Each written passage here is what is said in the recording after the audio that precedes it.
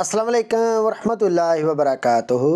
यूनान के अंदर 7 साल इमीग्रेशन का कानून बंद होने के हवाले नाल बड़े सारे वीर परेशान ने और बड़े सारे वीर तो इस बात पर भी मुतफिक हो चुके हैं कि यूनान के अंदर 7 साल इमीग्रेशन वाला कानून बंद हो चुका है।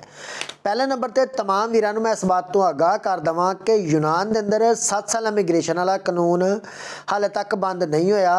7 साल इमीग्रेशन वाला कानून हाले तक भी कंटिन्यू चल रहा है, लेकिन जिन्होंने वीरां भरावां कोल 7 साल के सबूत मुकम्मल हो चुके हैं वो फिल फॉर किसी भी अच्छे वकील के नाल राबता करके तो अपने पेपर अपलाई कर देवो ताकि तुसी भी 7 साल इमीग्रेशन तो फ़ायदा उठा सको और यूनान के लीगल पेपर हासिल कर सको।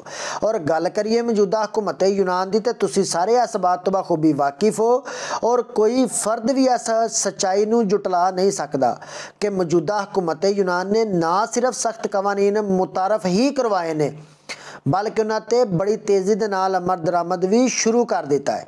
और मौजूदा हुकूमत यूनान ने 7 साल इमीग्रेशन का कानून बंद करने के हवाले नाल अगस्त तो पहला ही नैशनल असैम्बली यूनान के अंदर वो बिल भी पेश कर दिता सी। हुण अगस्त का महीना तकरीबन पूरा छुट्टियां दा है और थोड़े दिन ही रह गए ने अगस्त का महीना खत्म होने च। अगले महीने दे विच नैशनल असैम्बली यूनान के अंदर ही 7 साल इमीग्रेशन का कानून बंद होने के हवाले नाल जिहड़ा बिल पेश किया गया सी उहदे ते वोटिंग होएगी और जिन्ने भी इन्हां दे पार्लीमेंटेरियन मैंबरान ने वो अपना वोट कास्ट करनगे। अगर तो 7 साल का कानून बंद करने की हमायत दे विच हक दे विच अगर ज़्यादा वोट होंदे ने तो 7 साल इमीग्रेशन का कानून बंद हो जाएगा। अगर उहदी मुखालफत की जाती है यानी कि इस बात पर जोर दिता जाता और उसकी मुखालफत दे विच वोट ज़्यादा होंदे ने यानी कानून ना बंद किया जाए तो कानून बंद नहीं होएगा।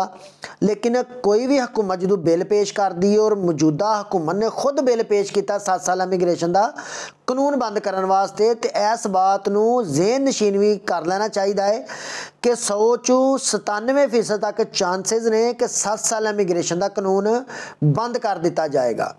जिस तरह के 3 साल इमीग्रेशन का कानून मौजूदा हुकूमत यूनान ने बंद कर दिता।